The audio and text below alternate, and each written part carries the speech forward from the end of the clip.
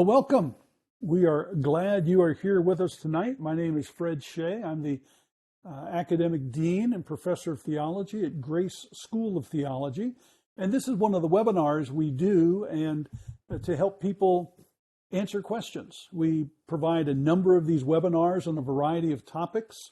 And tonight, we're going to be looking at a theological topic that I think and hope you will find very interesting.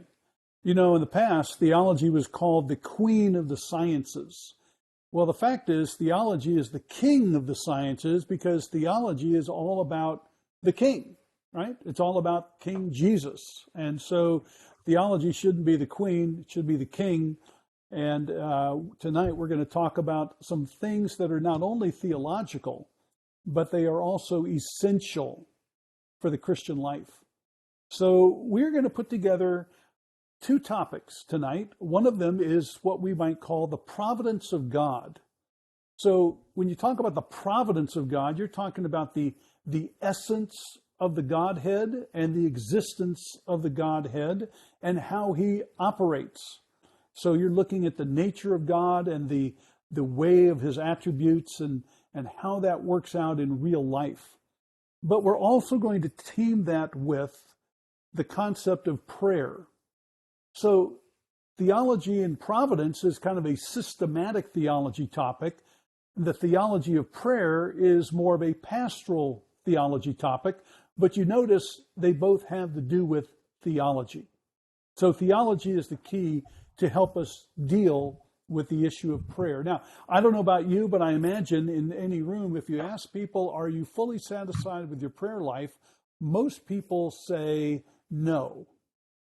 If you ask people, do you understand how prayer works? Most people would say no. So I take it we're probably like most people. So we want to put together how in the world does the providence of God operate, work with us when we pray to God? And so in thinking about how to do this, I realized that I wanted to bring in a person that I have known for many, many years, Dr. Chay DiRoberts. Now, he is the chairman of theology at Arizona Christian University in Phoenix, Arizona. He also is in charge of the training program, the theological training program at Scottsdale Bible Church, a very large church in Scottsdale, Arizona, where he's in charge of training the interns and helping prepare them for ministry. Now, he also was a former student of mine in university and in seminary, and now he's a colleague with me.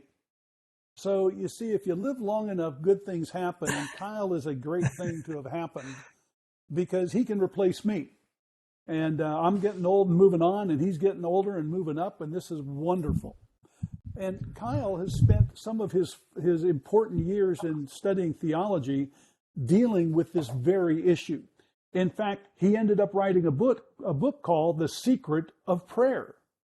So if you're interested in that, The Secret of Prayer is published by Broadman Holman. And so this is a very detailed and yet pastoral, helpful understanding of how prayer works and some of the misconceptions that we have about that. So I'm excited to have him here because I know as an academic theologian, he can scrape the Milky Way. He can talk to us about anything as high as we want to go. But as a pastor, he can talk to us in the trenches about what's really going on in our life. So I've asked Kyle to join us. Kyle is married to Lolly. He's got 3 kids, which keep him grounded in reality most of the time and broke. So that's all good. So we're going to be talking about some of these things. So Kyle, I am so glad you're with us from Scottsdale, Arizona tonight, and thank you for joining us. Well, thanks for having me, Dr. Chay. It's always fun to get to do ministry with you and alongside you. It is. You've been in my life for a number of years, and it's so fun. And we always affectionately called Dr. Chay the coach because he'll chew you out. But you also knew that he loved you in the process, and so he's always been one of those steady forces in your life. So I'm always thankful for him.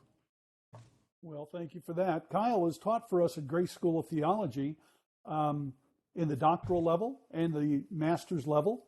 And so he understands the teaching side, he understands the theology side, and most importantly, he understands the practical pastoral side of this. So let's jump in tonight, and welcome to everybody. I know you're from, some are from the Philippines, and so it's early morning, and some are from the United States, in the East Coast, and in Central Time, and on the West Coast in Oregon.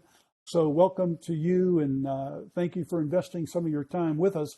Let's start off with a really simple question, but a complex, compound question. Why does theology of providence matter? Kyle, help us understand. What is providence and why does it matter? How does it play out in me?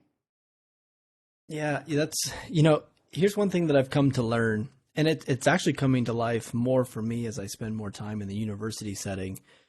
I'm interacting with really the future and the future of the church, future leaders, elders, teachers, deacons. And one thing that I've noticed is there is a distinct interest right now, not just to what you think, but to how you live your life. And I'm going to argue, and we'll flesh this out as time goes on. But one of the things that we have to remember as we're serving in seminaries and in churches is that really what people end up doing when they interact with us is they're interacting with our theology. They're interacting with God. They're interacting with thoughts about God. They're interacting with, so far as you know God, that's who they're interacting with. And I think this is why we go to seminary. This is why we pursue school, no matter the age or the season of life. And kind of at the pinnacle of this is this idea of God's providence. His sovereignty is his right to control all things. His providence is the means by which he controls all things. And so this is just intimately involved in the outworkings of this world. You're trying to explain the world in which we're living in. You've just entered into a providential discussion. And I would even just kind of add another layer to that. When you're dealing with even prayer, here's one thing that I've learned. If you were to tell me what you think about God, I think I could tell you what you think about prayer. Or if we wanted to kind of switch it up, if I just sat and I just listened to you tell me what you think about prayer, I think I could tell you what you think about God. Here's where the dilemma comes in is what I've come to learn is that oftentimes we think one thing about God and then we think one thing about prayer and they don't align.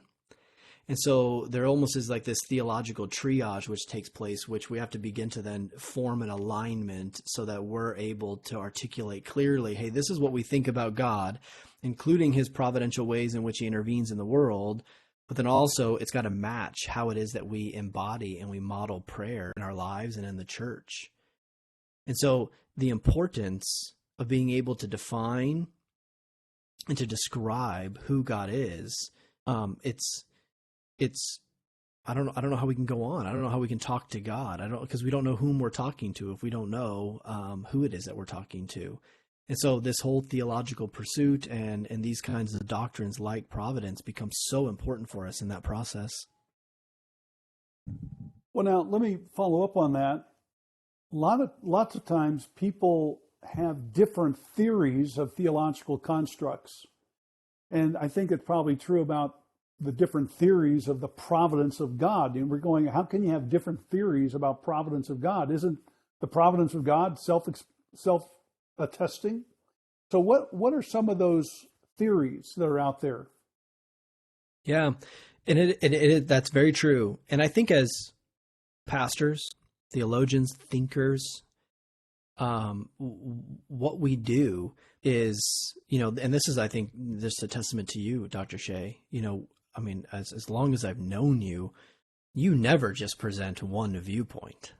You're always going to tell us the best case and the worst case from all of the different viewpoints, and then you allow your students to make those decisions. But really what you're doing in that moment pastorally is you're modeling the parameters with which we can navigate in theologically so that we can stay within orthodoxy. And so within Christianity, we've got our boundaries that we can swim in, that we can live in, do life in, whatever kind of analogy you want to use.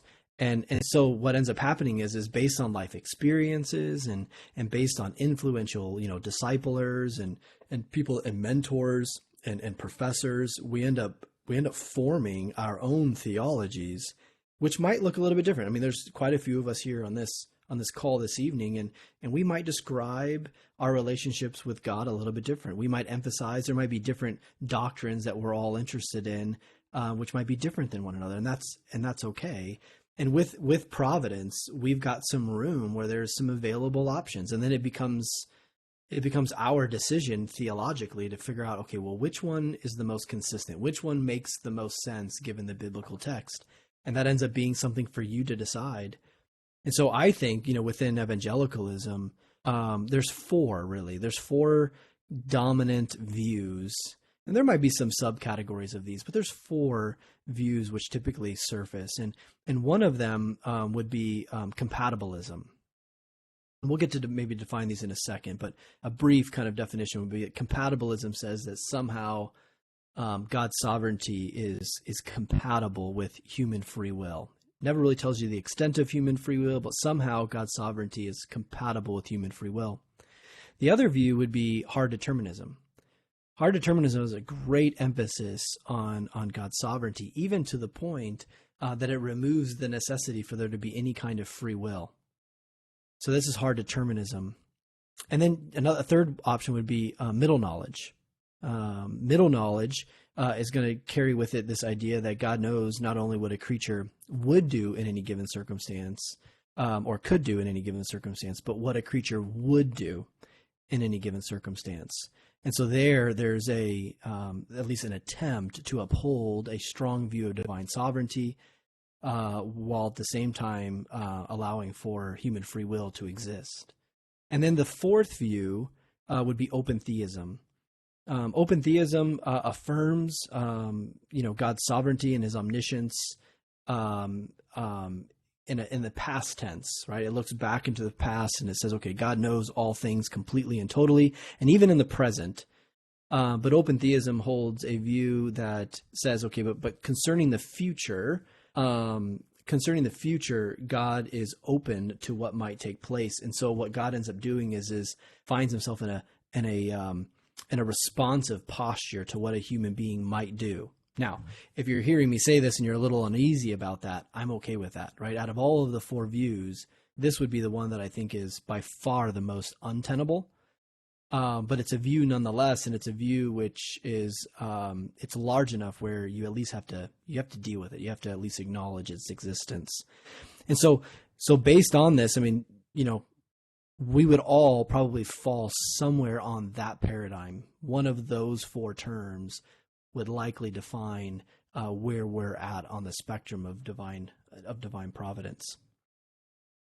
So you mean that there really are evangelical Christians who would hold the view of God that he doesn't know everything? Yes. Yeah. And it's a humanistic, human-centric viewpoint, because what open theism is attempting to do at its most basic level, they use this phrase. It's called say-so, SAY-so, and it's attached to, or it's likened to, God's essence. So if we were to talk about the Trinity is God is three persons eternally existent as one being, one essence. Well, what ends up happening for the open theists is they say or believe that God gives up some of his say-so, some of his essence, and then gives it to the human being so that they can co-create the future together. And so really ultimately I find it untenable. If I wanted to appreciate something about it, what they're attempting to do is they're trying to show this deep relationship. To them, meaningful relationship means that the human being is able to create alongside with God, and then that God has actually provided them the space for them to co-create with God. And so ultimately it's untenable for this reason, because it ends up diminishing God's sovereignty in the process, because God can't change. So God can't give up any of himself. God can't give up any of his say-so and give it to a creature, because if he were to do so, God would change. So individually, if it's one person of the Trinity, so like let's just say, for example, the Son gave up some of his say-so, well, that would mean that the Godhead is no longer triune because, right, the second member of the Trinity has changed. Or if it comes from the being, from the essence alone, well, that would mean that all three persons of the Trinity have changed in the process. And so thereby, either way, it does a great damage to the Trinity, the doctrine of the Trinity. And then I think this is why ultimately we find it untenable. But in order to, I don't want to just merely just push it aside without at least appreciating that what it's attempting to do is to elevate and to show and to maximize the dynamic relationship between the creature and the creator. It's just the way that they get there is not very helpful in my view. And in regard to prayer, what they're saying is open theism makes it possible for us to really pray and change God's mind. Right? Yeah. So you go to Genesis 6. Yeah, you go to Genesis 6, Exodus 32. You know, you go to these passages where God seemingly changes his mind based on some biblical character petitioning God to relent from disaster or to turn from his ways of discipline or something like this. And so they see this change, or like with Jonah, God regrets that he has made man. Like you see this change in God. And so they look at this and they say, well, see, look, God can change. And so if God can change, then he can give up some of his say-so. And if he can give up some of his say-so, then in prayer, we can really change things. And if I don't pray, there's no chance something will change. And folks, you need to realize that this didn't just happen out of a vacuum. Open theism came from process theology, where God is in process, and process theology came from process philosophy. So this has been cooking through the academic world for years and finally ends up in the theological world and finally ends up in the pulpit, which goes down to people in the pew, and then they're having strange ideas about how they relate with God. And in case you're thinking that this is not a correct view, you're right. In fact, there's a word that we tend to use. It's called heresy. Heresy is something that is not orthodox. Well, this view is not orthodox, and so it's been condemned roundly by most in the evangelical world, but there are people still around who hold to something like that. Well, you Kyle, know, when I was doing my, go ahead. Hold on one sec, because this is you brought up a great point. When I was doing my research, one of the things that I noticed is open theism. Okay, here's like on a positive side. Largely, it's existed in the secondary literature, so it was just journal articles. So you would see these guys, and they'd be David Bassinger, Greg Boyd, and all them, John Rice. So they would be writing journal articles. Then what ended up happening, and they're very, very, they're very kind actually in their critique of other viewpoints. They were very straightforward, but they were very kind. Well, what ended up happening was in 1999, there's the publication of this book by IVP called The Openness of God. And it was this edited volume, and that was the moment within evangelicalism in which open theism hit the main bloodstream of popular Christianity. So prior to that point, it was largely just kind of an academic exercise, and people were interacting in journal articles. But yet in 1999, when that book published, it was like an earthquake. It changed the theological landscape almost overnight. And then that's when you saw a lot of other than theologians beginning to write at a popular level, like a trade book level, in response to rebuking open theism. And I would even argue, this is a total anecdotal because I can't necessarily prove it, but as we talk through these various theories of providence, hard determinism, I think that's when hard determinism came to life, like in the strongest sense of the term. Like that's when it experienced its renaissance, was in 1999, because what hard determinism was trying to do was it was trying to destroy open theism. It didn't want open theism to breathe for a moment, and so it annihilated human free will in the process. But it annihilated human free will not because it was necessarily afraid of human free will. It was more afraid of what open theism might do.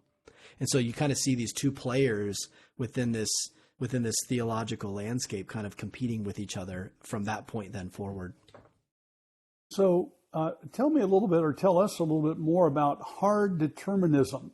On the one hand, that sounds like what the Bible says, doesn't it? God is preordained all things to happen. Nothing happens that's not according to his will. His sovereignty demands that everything he wants to happen will happen. How could we possibly have anything that closely is like free will with a hard determinism viewpoint? Help us think through that. Yeah. Yeah. Hard determinism is, so I think with compatibilism, hard determinism, and with middle knowledge, I actually think that you can hold to some, you could be, as a Calvinist, one could approach all three of those theories of providence and at least find some room to live and to dwell. And so I don't want to just put all of Calvinism in this hard determinism basket. Now, some have argued, and maybe, Dr. Chay will flesh this out here in a second. Some have argued, basically, if you push a compatibilist to its limits, you kind of end up in hard determinism. And so there might be some validity there.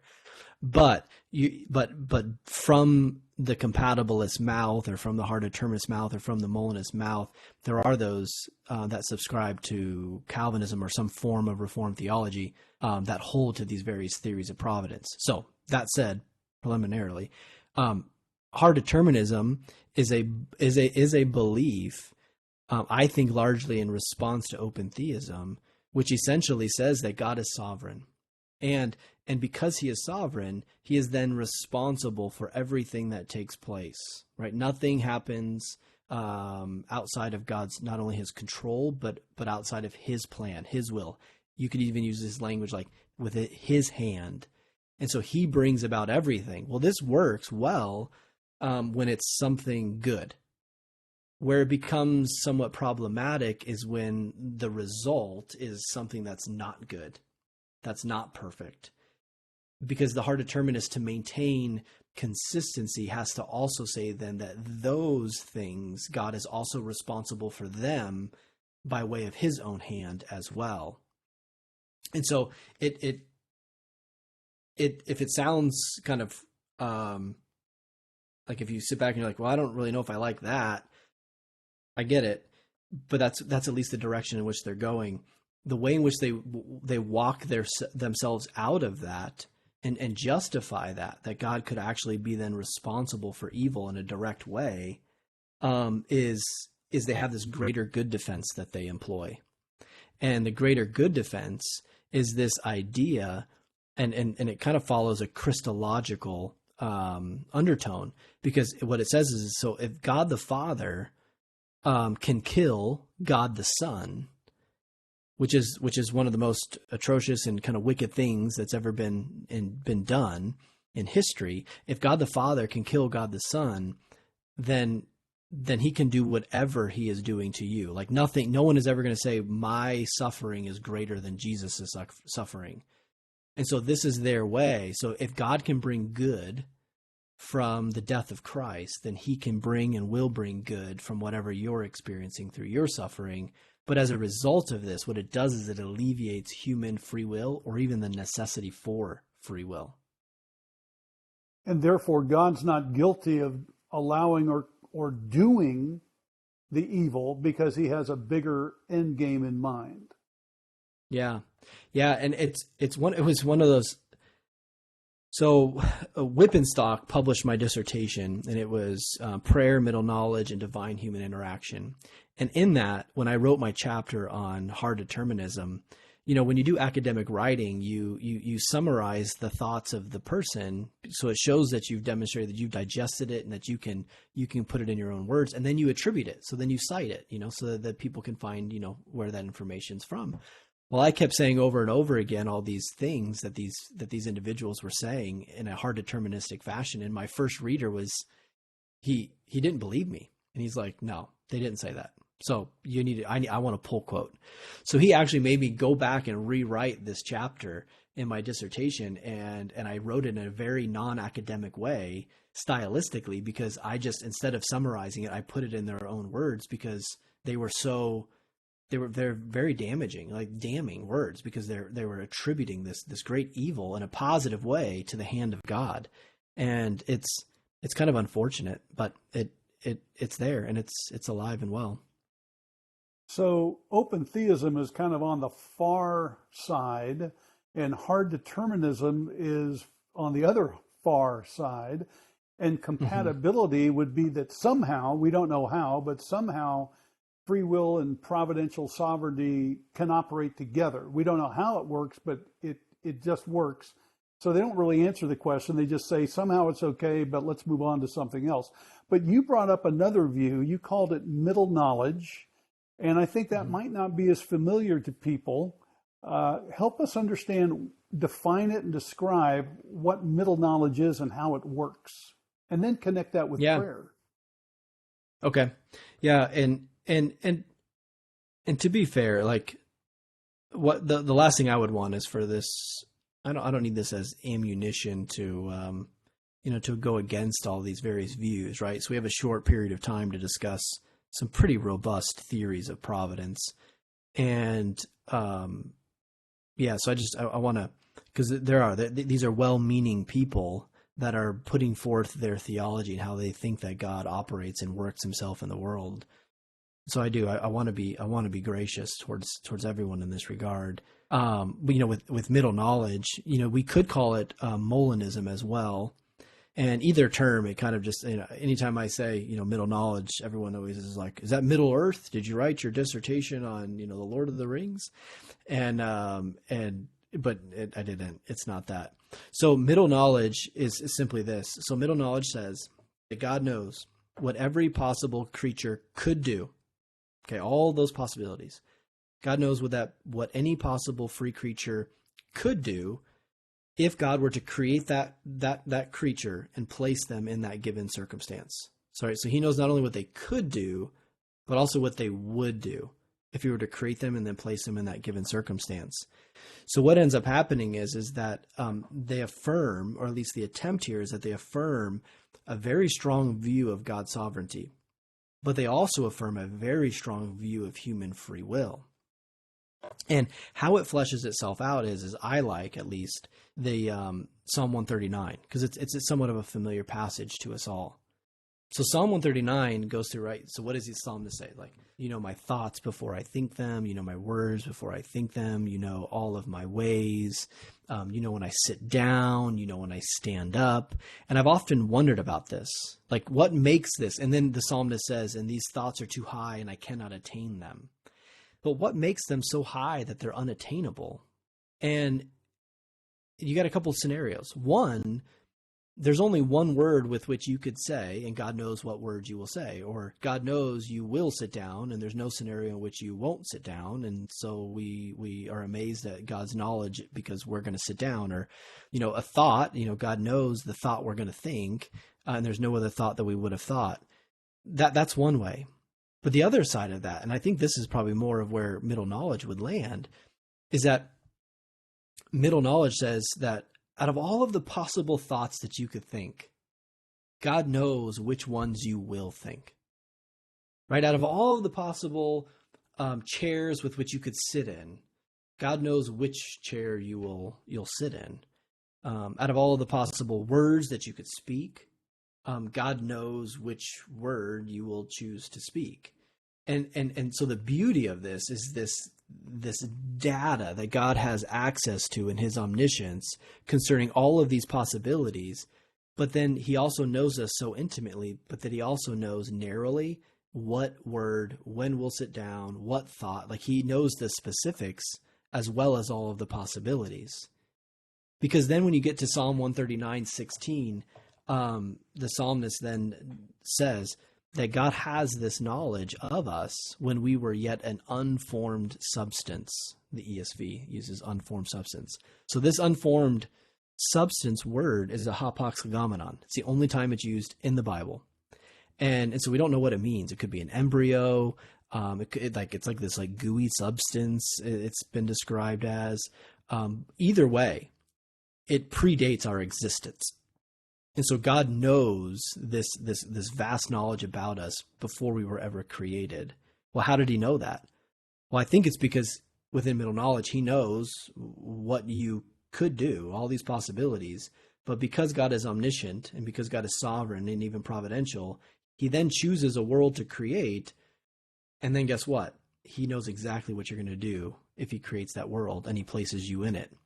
So this is what's kind of interesting. So like, let's say God knew that Dr. Chay could show up today or could not show up today due to inclement weather.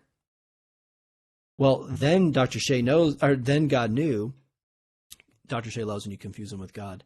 Then God knew, okay, but if I create this world, Dr. Chay will show up. And then what does God do? He creates this world, and guess what? Dr. Chay showed up. So there wasn't a scenario. Even though Dr. Chay felt free in his decision to show up, he still showed up, and there wasn't a scenario in which he wasn't, because God knew what he would do. But if God chose to create a different world, a world in which Dr. Chay couldn't show up today, and he created that world, then Dr. Chay wouldn't be here right now, and there wouldn't be a scenario in which he was here. So kind of the strange thing about middle knowledge is that it's highly deterministic. However, it does it in such a way that it still maintains human free will, because it locates human free will within God's sovereignty, right? It puts it underneath the jurisdiction of God's sovereignty while still allowing us to be free in our behavior and our actions and our thoughts and our words and these types of things. So when it comes to prayer, I think that we're free in our prayers, right? The proponent of middle knowledge would say you are free in your praying. And every time that you pray, you're coming to know yet another moment in time in which God knew you would pray. It's just you didn't know you were going to pray until you prayed. So whenever you're faced with the proposition to pray or not pray, I would always say pray and come to learn of yet another moment in which God has always already known would take place. It's just new to you. So you use the term middle. Now, whenever we think of a middle, we think of something before and something after. So if there's middle knowledge, Is there prior knowledge and after knowledge? How does that work? Yeah, so like prior to middle knowledge, and it's kind of hard because normally I would write this on a board because you almost got to, so hang with me in terms of the lack of a visual aid here. What you have is it's a sequence. It's a logic. They're logical moments. Okay, so middle knowledge is a logical moment. And so prior to middle knowledge, you would have natural knowledge. Natural knowledge is God's knowledge of everything that could happen. Then you've got middle knowledge, which says that God knows what would happen. Then you have the actual decree to create, right? The decision to create a world. And so God creates a world. And then after creation, there's this third logical moment in which middle knowledge is in the middle of. This third logical moment, which would be free knowledge. Free knowledge is the actual world in which you and I are living in. And so it takes all three of those logical moments to understand middle knowledge. But the key is that God's natural knowledge and his middle knowledge, we logically locate that prior to the divine decree to create. It's not after, but it's prior. Think of the psalmist, right? He knew these things when you were yet an unformed substance. So, right? So before, this is when God knew this. And then there's the actual knowledge, right? The free knowledge, the knowledge of this world as it is constituted right today, in this moment. And so it requires all three of those. From my experience, most people that don't know middle knowledge well, or maybe don't like middle knowledge, what they do is they discuss middle knowledge, but as they talk about it, they put middle knowledge on the other side of the divine decree to create. And if you do that, it literally falls apart. And really, honestly, it's really hard then to differentiate it from open theism, because at that point in time, God is now observing you as you've already been created, how you would respond, and then he decides to create in that moment. So it puts God back in that awkward position of needing to respond to his creation, and that's not how this works. It can't work that way.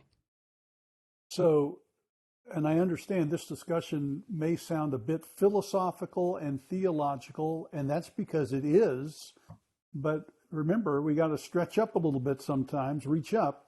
But Kyle, if I hear you right, this makes God just totally awesome in his abilities to operate with his creatures. Yeah, and I like it this way. I keep asking this question because I'm genuine. Like, is there a problem with expanding God's sovereignty? Because I know the other one. Like, is there a problem in limiting God's sovereignty? Yes. But is there a problem? Like, what's so bad or what's so scary about expanding God's sovereignty? And I don't think there's anything wrong with that. And I think ultimately that's what middle knowledge is doing, is it's expanding God's sovereignty in such a way that it does not make God fearful that human free will is going to get in the way of his providence. Because God is able and was able to take into account even our very free will in his decision making as to which world he was going to create. So yeah, so I think if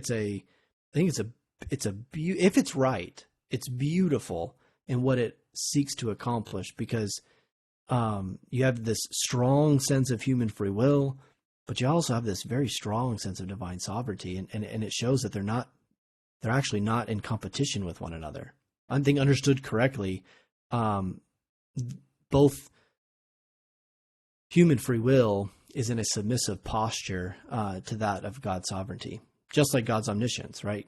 God is omniscient. God is sovereign, and so we say things like he's omniscient. He knows all things. Well, he's also not afraid of our human free will either. So you're saying he not only knows all things we could do and would do, but he knows all things we would do in any circumstance and situation if he were to create it. That's how sovereign Yes. he is. That's how sovereign he is. So many years ago, Dr. Norman Geisler put it this way. Tell me if this sounds close to what you're saying. God freely determined to determine freely. So God's sovereign and freely determines, but he does it in a way that his determination allows me to stay free. Is that what you're saying? Is that a fair connection? I think so. Yeah. And I think that's what explains why none of us showed up on this call feeling like something or someone was in control of our body, forcing us to log on and to participate in this. Right? So we felt free in our decision to do this because I think that we are. But this was all determined prior to creation that it would take place. And so as God is involved in this, he's going to know all things. He's going to be sovereign. He's going to be providential. But he's taking into account how it is that we would respond freely. So then he creates the world. And then guess what? You and I felt free showing up, but there wasn't a scenario in which we weren't going to show up. And then on it goes. Now, here's what we have to wrestle with, though. What I just described does not alleviate pain and suffering and hardship, trials. So for whatever reason, as God has determined through his providential plan to make this world, it included suffering and pain. And I don't, that's something that will remain mysterious. That's something that remains, right? It draws us closer to the Lord, makes us dependent upon him. It tests our faith. It does all kinds of things, but not one theory of providence, not one, alleviates the problem of evil, right? Not one solves it. And so what you're doing is as you're making decisions as to which theory of providence that you want to hold on to and believe and affirm, it's likely going to be the one that helps best explain how to hold into tension God is sovereign and his moral character of goodness. And that's why ultimately I like middle knowledge the best, because I think I can affirm in the strongest sense God's sovereignty, but I can also affirm in the strongest sense his goodness without ever having to attribute it to his own hand. So in other words, bringing it back to our topic of prayer, I'm supposed to pray because God wants me to, and he hears me, and I can benefit from that. And he's not just already made his decisions and everything doesn't matter. Absolutely. Yeah. Or you could look at it like in this world that he's created, in this day, in this moment in which he has created and that he is sustaining and that he has brought about, he's done so knowing that one of his children wanted to pray, like would have prayed. And so then he creates that moment, and then that child prays. And to me, that puts us not in a competition or not equal with God, but that instead just says that there is great purpose in these desires that we have to pray or to do good. So if you didn't hold to middle knowledge, I'm pretty sure you wouldn't hold to open theism. What would be your second best biblically supported concept? Yeah. If I held to open theism, then Dr. Chay would show up at my door. Amen. And so if I wasn't holding to middle knowledge, the view that I would hold would actually be hard determinism. I so strongly believe in God's sovereignty. Now, the thing that I find untenable is the lack of human free will. But God's ability to create, his sovereignty, his omniscience, I can't help but think that he's involved in it all.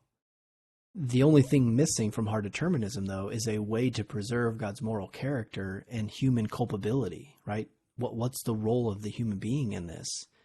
And for the hard determinist, there's a fear of human free will as though it's going to somehow override or compete with God's sovereignty or something like this. And yet, I don't think God is ever for a moment fearful of free human beings and what a free creature might do, because God still created this world, right? God still chose to create this world and the circumstances that we find therein. But again, for me, I see middle knowledge as a very deterministic theory of providence, which I think is a good place to be. Like whenever I teach it, my that's my goal. Whenever I'm teaching this, I'm always like, guys, I don't mind what view you hold. All I ask though is that you uphold God's sovereignty, and then you've got to make sense of human free will. Because if you don't make sense of free will, it makes God responsible for everything. And if God's responsible by his hand for everything without free will, that means he has to then be responsible for whatever evil a human being might do. And human beings do a lot of evil. And that's really the problem with some of these views of providence, because we know God doesn't do evil. He can't even look on evil. And yet, if it's totally hard determinism, then and you have no free will, then God must be responsible in some shape or form for the evil that comes about. And yet we know that's not biblical. So hard determinism is somewhat of a problem. Oh, yeah. Yeah, I think of James, it's, James 1, we all encounter trials of various kinds. And then you go down in the chapter and it speaks to God's immutability, right? And that only good and perfect gifts come from above, coming down from the Father of lights, with whom there is no variation or shadow due to change. Well, so this is very simple. I just simply have to ask, is this thing good? If it's not, I know who it didn't come from. Is it perfect? If it's not, I know who it didn't come from. And so, but the reality is, though, that it's still there. And so that's why ultimately we've got to be able to then find a place to locate those things that are not good and that are not perfect. And I think oftentimes we can locate that with human free will and allowing the human being to be culpable and held responsible while still maintaining that God is sovereign. One other element that can be put into this, and when we study the nature of God, or theology proper, which is what it's called, one of the elements we need to wrestle with, and we can never solve it, is the realization that God is God and I'm not. God is God and I am different. And he is transcendent and I am not. And what makes that possible is the fact that God operates in different levels and kinds of dimensions than I do. I'm limited to certain dimensionality, and God is not. And if we realize that God can operate in a different dimension than the one I do, then this tension can be resolved, at least philosophically and theoretically. Of course, God can be sovereign and free will can still operate. Middle knowledge is trying to explain how that could be. Compatibility theory simply says they do work together, we just don't know how. Middle knowledge says this is how. Open theism says, nope, God's not sovereign, we don't want to go there. But it seems like the fact that God operates in different dimensions than I do would open up the possibility of explaining how all of this could happen. Does that make any sense to you? It does. And I think there's, the multidimensionality is like, there's a lot there, and there's a lot of helpfulness there in just explaining how it could potentially be possible for God to do all the kinds of things that he does, especially this, think of spiritual warfare, think of his providential plan and the ways in which he executes his will on earth. There's lots of different layers to that, but I think it's important for us just to know that these things exist. And as we're coming to these kinds of conclusions, or we're trying to draw some kinds of conclusions, that we're, for me, it breaks down because I'm finite, and there's like, I can't deal with a million different possibilities as to, whether or not Dr. Chay could be here today or not. So for me, I can't go there. God can, and God can go beyond that.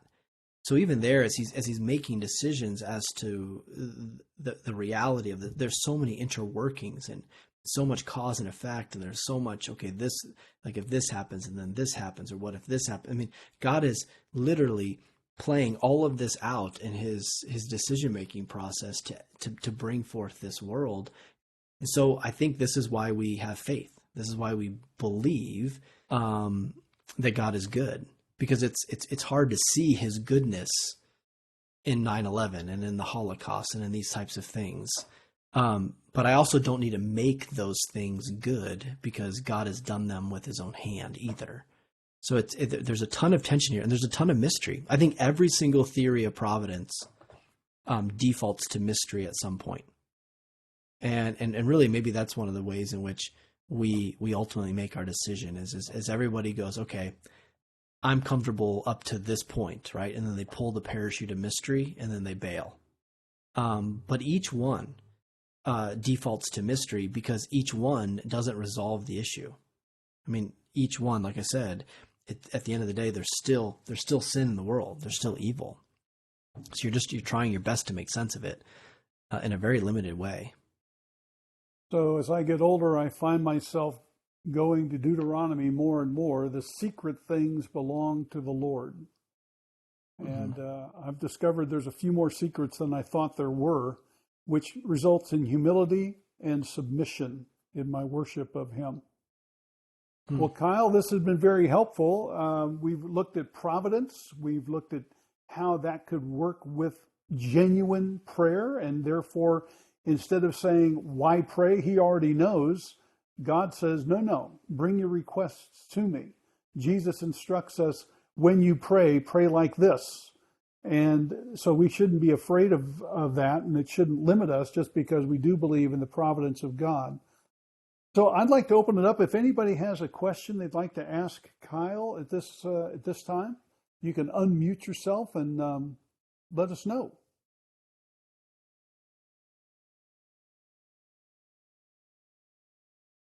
I have a question. Stephanie, go ahead. I remember you. Hello, Dr. Chay. How you doing? Fairly well. Thank you. Very good. Thank you. What's your question for Kyle? All right, two little parts here. 1 Samuel 23:12. When I'm wondering if this is a good example of middle knowledge, when David says, if I stay in a city, maybe it was the Philistines, I don't remember, it says Keilah. will the men of Keilah surrender me and my men into the hands of Saul if I stay? And the Lord said, yeah, they will. That's if I stay. So then he chose to go. Is that an example of middle knowledge? Absolutely. Yeah, absolutely. I think that's a great example of middle knowledge. And another one that I like is from Genesis 20 when Abraham and Sarah, they go to the towns and this is my sister. And so King Abimelech takes Sarah, and there God visits him in a dream at night and says, hey, you're a dead man because this woman has a husband, and so he basically pleads his innocence to God, and God in this insane moment kind of peels back the veil of his sovereignty, and he says, because Abimelech's like, I didn't touch her, and God says, actually it was me that prevented you from touching her. And then he closes the veil, and then he says, now return her or you're going to die. And then at the end of that little story there in Genesis 20, we come to find out that all of the wombs of the women in his kingdom were closed. And they were going to remain closed until Abimelech asked for forgiveness and returned Sarah to Abraham. And Abraham was supposed to pray for Abimelech and then heal his kingdom.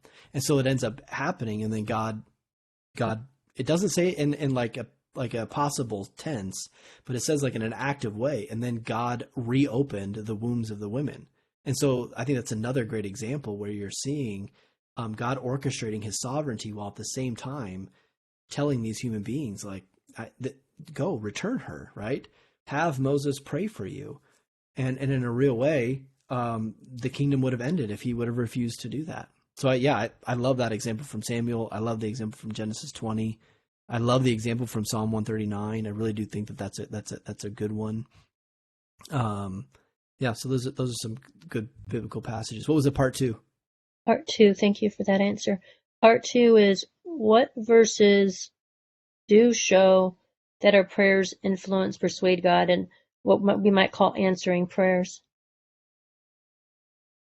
Yeah, I think I would go to Luke 18, right? Because you have that we ought always to pray and never lose heart, and then there you get the widow praying, you get the forgiveness from the Pharisee and the tax collector and their prayers. You also in Luke 11, is it Luke 11 or 15 where the friend visits the other friend at midnight? It was just right before that. I forget. One of those two passages. The friend visits the other friend at midnight and asks for a loaf of bread, and he ends up getting that loaf of bread. So he prays and gets what he wants. And even then, Jesus says, like, how much more will your heavenly Father give you when you pray? You have the king. Is it 1 Kings 20, right, where he prays and he asks for years added to his life.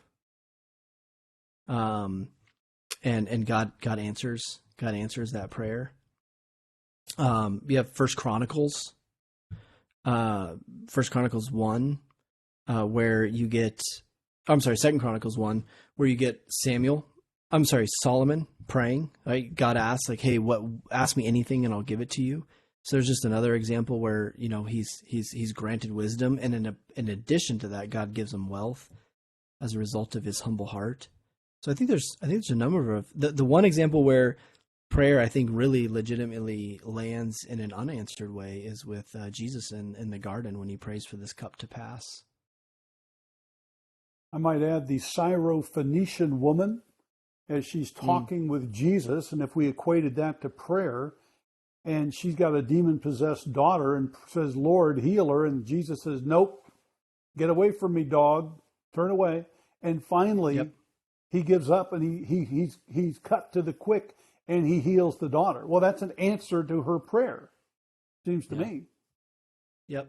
Yeah, Exodus 32, his anger burns hot and Moses prays and changes God's mind in terms of relenting from the disaster. So I think there's lots of examples where God and humans are interacting, and in all of these examples, none of them leave God wondering or confused or unaware of what's taking place. You Thank know, you. in a lot of this discussion, we also have to keep in mind that the Bible is inspired, it's infallible, it's inerrant, but it's also written in human words. And sometimes the only way of communicating is with anthropological language. When you're trying to show a dialogue taking place between God and man, or like Moses is pleading with God to forgive Israel for their sin, and God finally says, okay. You know, you're using human language to try to dialogue about these things, and it's not always perfect in communicating the all the supernatural things that are going on, but they do help us understand some things. Anybody Hmm. else have a question? Yeah, Chuck.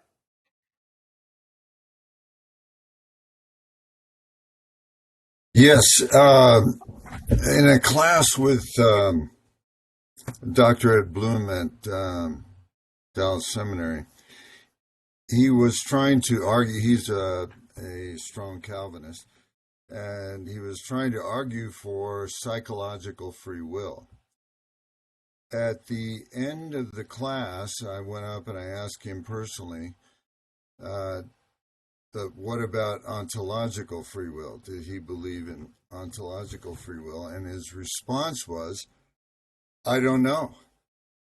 And so, in essence, he was agnostic on that point. And I was wondering what you thought about that as a response. You're referring to mystery, much of which we don't know, we don't understand, but you're trying to go beyond an agnostic position. So, what would be your feeling about an agnostic response to the issue of free will? Well, for me, here's where the attributes of God, I think, are largely, I mean, you're seeing more works coming out on them, which I think are really good, because we have to know who God is. That's imperative to prayer. At the end of your seminary degree, if you're not praying more, then something's gone wrong. I mean, the more we come to know and learn who God is, I think the more we end up wanting to pray and to talk to this God whom we have access to, because we realize the grandeur and the awe and the amazement of who it is that we worship, but also can talk to. And the attributes are just a prime way ontologically of trying to figure out, like, okay, well, who is God? And then you get to this whole scenario where then God in Genesis 1, he ends up creating mankind in his image. So then now we've got these attributes that God has, but that we also kind of get a little bit of as well. But it makes sense. It's not to elevate humanity, but it's to say, hey, being a creature created in God's image, it would make sense, right? That you love, that you have grace, mercy, right? Goodness, these types of knowledge. Now, never to God's capacity or to his extent, but at least it makes sense where you would get that from. So to me, ontologically, when you're dealing with free will or freedom, this is why it's never bothered me that human beings would be free. Because one of the attributes of God is that he is, in fact, right, that there's freedom. And as a result of this, it would make sense that if God creates something in his image, that creature would have some measure of freedom as well. Now, not to God's extent, but to some extent, it would make sense. It would seem like it would work a little bit. So from like from an actual agnostic standpoint, I think there's going to be an element of faith and belief, like, required to begin to wrap your head around what it would mean for a human being to have any measure of free will. In a within the Christian worldview, like within a Christocentric kind of worldview. So I don't know if that answers your question. If it doesn't, ask me in a different way. But yeah, I think that's how I would tackle it. I think one thing I might add to that is oftentimes we can only speak by way of analogy. God is love, and I'm supposed to be loving, but my degree of loving is not the same as God is love. But by way of analogy, there's something there. So God has total ultimate free will. Therefore, by analogy, it's not a surprise that he would create his creatures with some limited free will. So by way of analogy, you could connect the two. Yeah. Yeah. Anybody else have a question for Kyle tonight? Hey there. Thanks very much for this conversation. Letting us Good to see listen you in again, on. Todd. Good to see you, Dr. DiRoberts. Thank you for This the has been class. preordained. Preordained from the foundation of the world. No, just again, I really appreciated it. Just a question, Dr. DiRoberts. How do you? I think it's very clear on the models. The one thing I grapple with is how do we think about a category of the Arminian free will theism? It tends to have characteristics like open theism, but it is a little bit different. How do you there's variance in kind of all these models, but how do you consider and relate that? Well, it's interesting because my third reader was an Arminian, and I frustrated him a lot as I was writing my dissertation, because I think I just naturally conceptualize of middle knowledge in a much more deterministic way. And so it just kind of shows you how malleable these theories of providence are, because here I was coming at it, I think, more, with a non-Arminian way, let's say, and he's coming at it in an Arminian way, and yet, we're drawing some of the similar conclusions, but he was obviously uncomfortable with some of the deterministic ways that I was handling this or treating this. And so it's one of those things to where, Todd, your question is good.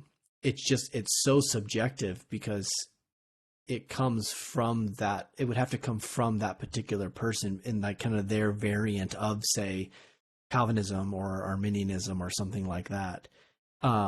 Because some might end up landing, say an Arminius might end up landing in waters that we would be uncomfortable with, because it would maybe be too close to something like open theism. But then others can, find more safety or confidence in something like middle knowledge. So I think it really depends on the way in which that theologian is articulating it. And that's why I think knowing the various theories of providence are so helpful, because they might not be thinking in those categories, but as you understand the categories, you can kind of roughly be able to land the conversation partner somewhere, so that there's some point of departure for further questioning or discussions that might then take place. And you might quickly find, oh, okay, that sounded very open theist, but it's not. Or, boy, that sounded open theist, and I'm pretty sure that he is. So you would get that as you know the various categories. Yeah. Let me give you the example I came across was one of these 4 perspective books. And I was trying to find it, and I screwed up my logos here, but it was Roger Olson in one of these 4 perspective books, in which he's describing free will theism, in which it's in essence it's by foreknowledge, knowing who will believe, and so it's complete libertarian human free will, and God looks over the corridor and with foreknowledge knows who will believe. Now it doesn't have a co-creation aspect of open theism, but it certainly is God seeing and reacting to the future. And so what I would say there is when you're speaking of middle knowledge, the thing to always remember is that human beings, you're talking about unsubstantiated creatures, so they haven't been created yet. So in some of these foreknowledge, like the ways in which foreknowledge is used in some of these theories of providence, they're used in such ways where God is kind of maybe not giving up his say-so like in open theism, but God is looking at, peering upon, like his foreknowledge. He knows whom will believe in him and who won't. And it sounds as though this individual is already created. Well, if that's the kind of knowledge we're dealing with, is with already created creatures, I would say that that's not middle knowledge, because middle knowledge occurs prior to creation. So we're speaking in terms of God's omniscience at this point, not in his bringing about his will with already created creatures. Well, all right, my friends. Yeah, great question. It's been our hour. I really appreciate you being here with us. And if you have more questions, go to seminary. Come to Grace School of Theology, where we do this and have fun all the time. And in all seriousness, if you're thinking about some school, feel free to contact us. The Grace Center for Spiritual Development website also has a lot of material. A lot of it's free, and it's written for people who go to church. It's not the seminary side of it, but it is written to help provide answers for these kinds of things. So if you're interested in that, please take a look. So Kyle, I want to thank you very much for taking time out from your busy life in Arizona to talk with us about this. I appreciate it greatly. And folks, I hope you found it helpful. And we will be having more webinars like this, so stay tuned to see different topics that will be offered in terms of theology and spirituality and spiritual growth. So thank you for being with us tonight, and we look forward to seeing you in the future. Bye-bye.